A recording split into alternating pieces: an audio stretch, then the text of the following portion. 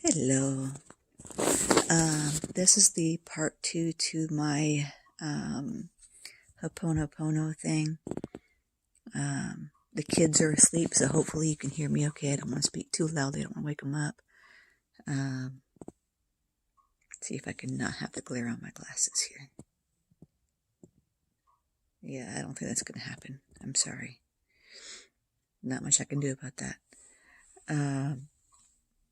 So what I want to talk about tonight is exactly how I use Ho'oponopono, and my experiences are going to differ from yours and everybody else's because it's all dealing with the way our brains store memory and how our subconscious functions, within the brain, and how our subconscious interacts with us.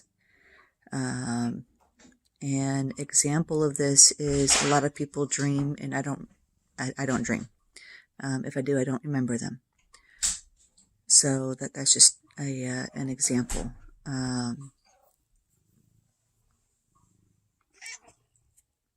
Sorry, my cat's talking to me. And my husband's trying to figure out what I'm doing. No, so. I'm watching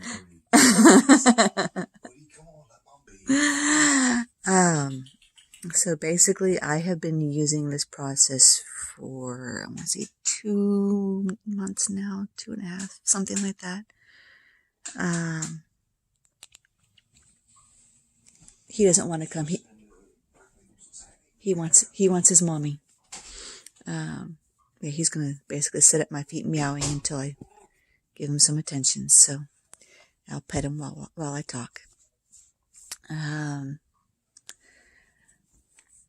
Basically, what I do, since Ho'oponopono deals with memory and how we store it and the effects those memories have on us, one day what I decided to try was, instead of meditating, I sat here in my chair and I kind of popped out of myself and then went into my brain. It was the best way I can describe it.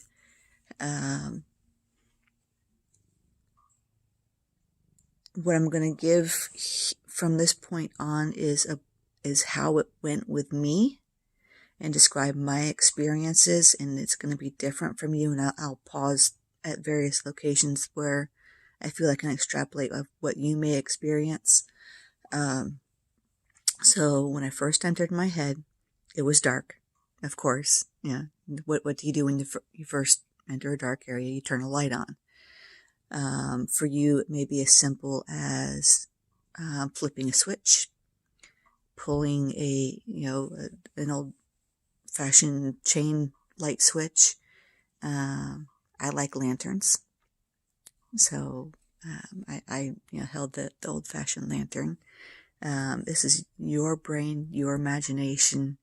However you feel you want to do this, it's all your head. You can do what you want in there. The other thing is, because it is in your head, there's nothing to fear. Everything up there is part of you. Okay? So there's never any need to be afraid of anything you experience. Not everything you experience is going to be good as you're experiencing it. You will notice after you've experienced it, though, that you feel lighter and happier, and things start going your way on a more frequent basis. The more you do this, and the more you pop things out of there that you don't need in there anymore.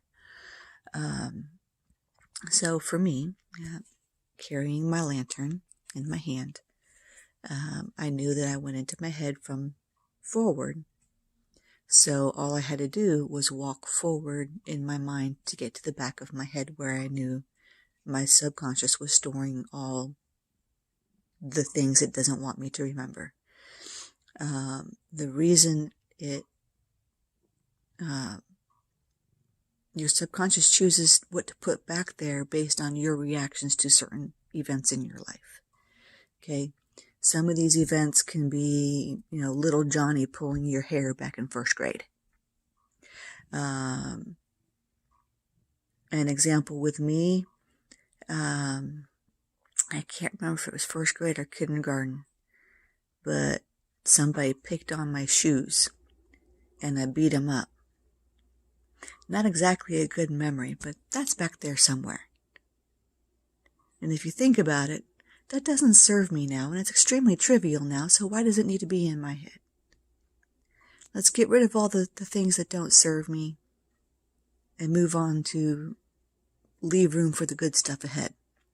So, I'm holding my lantern. I'm walking towards the back of my head, and I hear a whimpering, and I see a shapeless mass running towards me. Like I said, there's nothing in your brain to fear because it's all part of you. So I knelt down to catch it and pick it up, and I put it on my shoulder like I do with my cats or my kids. And it turned into a little puppy.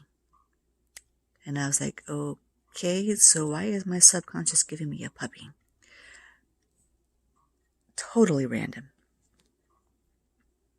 First random experience in my brain. It gets more random and more cool. So holding the puppy's shivering in my arms, and I'm telling it it's okay and everything is fine, and basically soothing the puppy and whatnot. And then I get to the back of my brain, and I'm seeing wall-to-wall storms.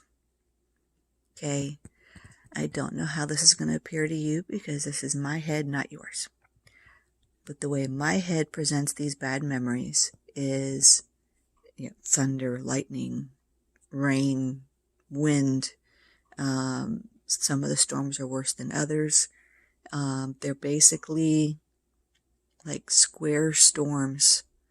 And the best way to describe this is there is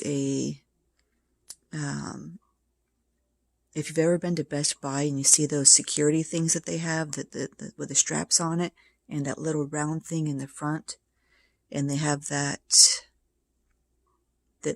key that has a frequency, they put that key up to it and it releases and it becomes unlocked.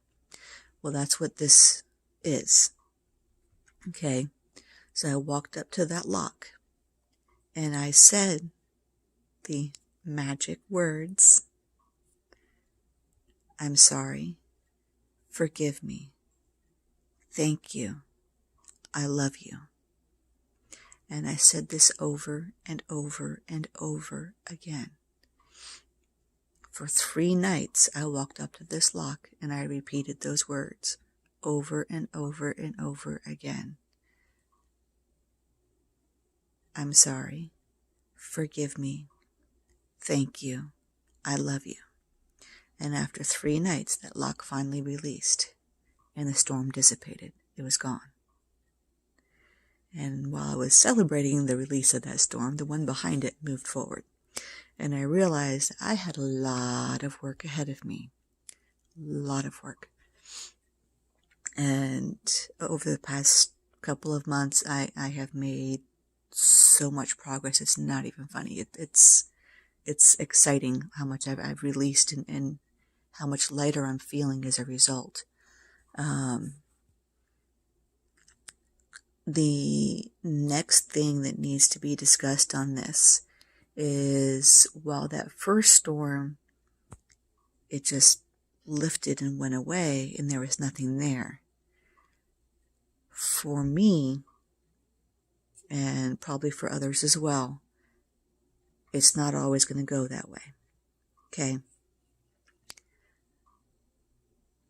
A lot of people like to say their demons live in that deep, dark reaches of their mind.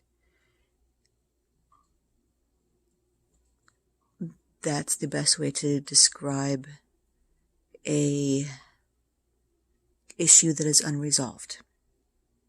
Okay? A lot of these things are traumatic events that you had trouble going through. So your subconscious decided that you were unable to deal with that at that time. They wrapped it up in whatever package and put it back there. Okay? As such, it festers. It becomes a little demon that's gnawing on the back of your mind, weighing you down, telling you the negative things, that you're a bad person and this, that, and the other. All those negative things your mind is telling you, that's coming from all that bad stuff that happens, that's stuck back there. Okay? You don't want to leave all that there. This is the best way to deal with it. Okay? And I'm going to tell you, the first time I let go one of those storms and there was a demon in there, I was not ready for it. I wasn't expecting it. And I ended up with this fight in my head between me and this thing.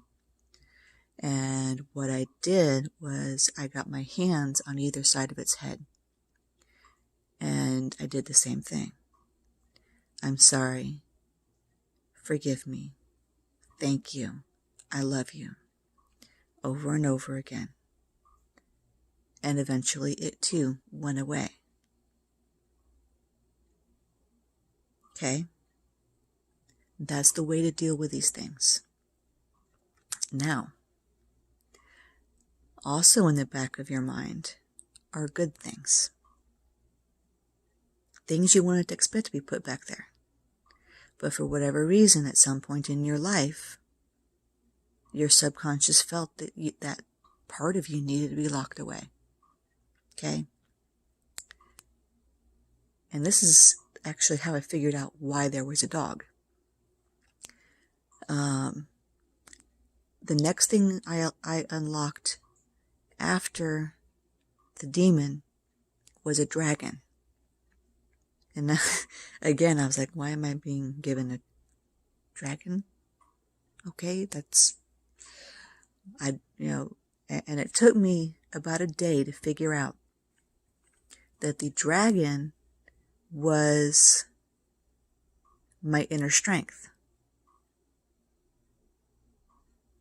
My subconscious just chose to give it to me in the form of a dragon. For whatever reason, at some point in my life, I decided I wasn't strong enough. And my subconscious said, okay. And it locked up my strength in the back of my mind. I got it back now, through this process. It wasn't until after I figured out what the dragon was for that I understood what the dog was for. The dog is love, compassion, and trust. And interestingly enough, on my site I have the poem that's titled My Mantra. And the people argue what a mantra is. Okay? I don't care what anybody's definition of it is. I care what my definition is. Okay? And for me,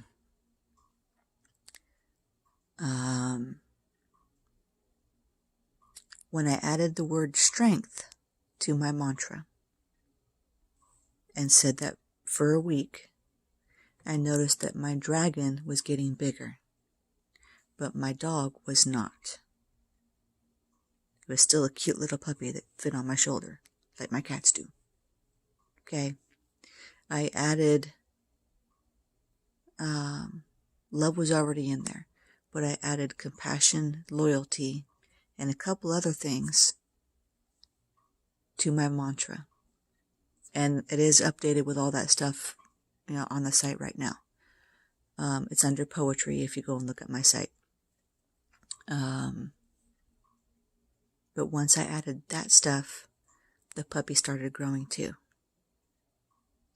Because even though my subconscious unlocked that stuff for me, I still had to reaffirm to myself that I deserved that stuff. That I deserved to be strong. That I deserved to be loving. That I deserved to be compassionate. This is a process. It's a long process. But you're never going to grow and you're never going to know who you are. What has been locked away that is a part of you until you give it a try. There is a lot of you, I am sure, that don't even know how much of you is missing. Because at some point in your life, your brain just decided they can't handle that right now. Let's put it away until they're ready.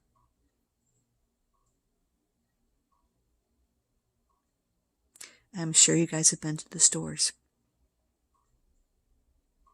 I don't know about you, but the local schools have been closed down for a month, and they're thinking about closing them down for the rest of the school year.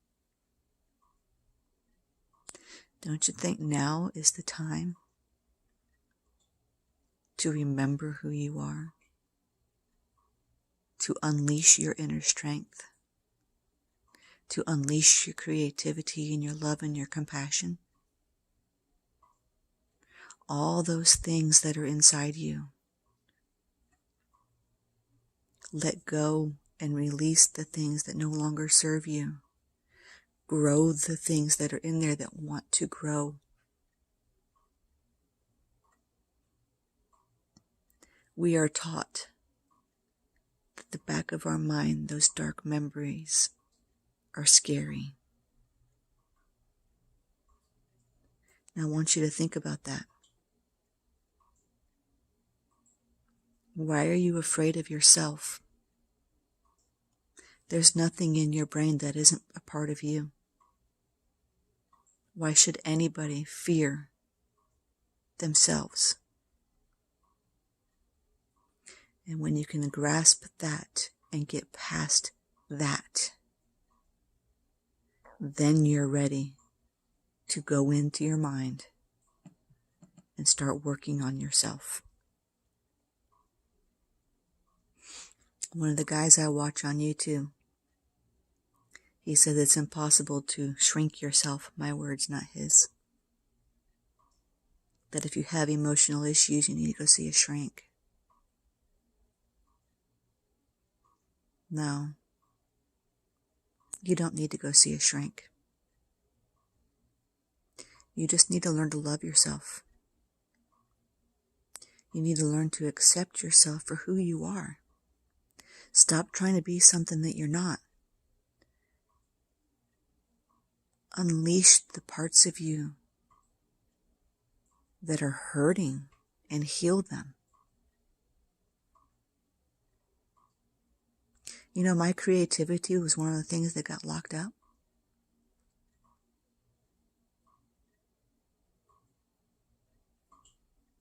I remember as a kid, I was always very creative. And I knew that being in the military for 20 years, I wasn't, my creativity took a hit. The most recent thing I unlocked was my creativity. It was given to me in the form of a giant. Do you realize how creative that means I am? And I never even knew it. So what are you hiding in the depths of your mind?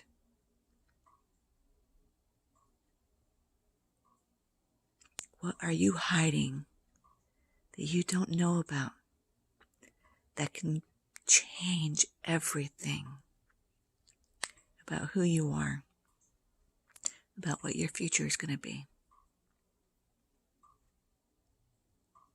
What is in your mind that's going to be your wow factor?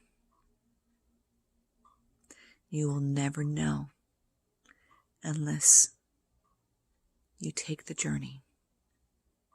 Okay? Thank you for watching. Night.